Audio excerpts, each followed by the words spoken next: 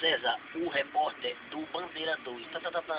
Tiroteio, pancadaria, confusão, morte, assassinato no Ibura. Essas e outras notícias livre, independente aqui na sua rádio, Jornal Rádio Forte, primeiro lugar em audiência, 7h20 no Recife. Carro de placa KFL 3512 mata criança na Agamenon. Joseline Batista da Silva, uma jovem de 22 anos de idade, foi atropelada por uma motocicleta de placa KFL 3512 em Prazeres.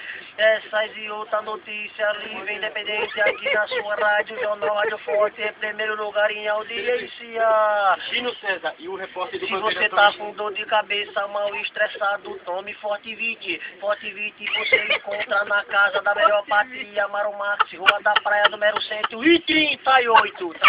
Gino César e o repórter Casa do Preto Velho, você encontra Quixá, Barueira, Queba, Pé da Quina, na Casa do Preto Velho.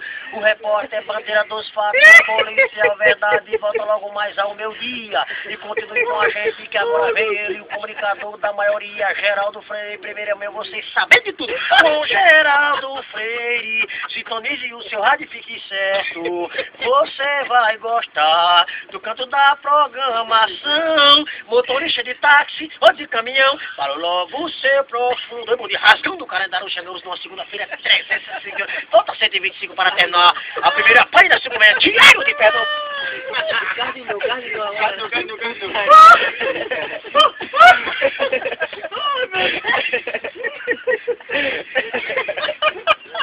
O herói de...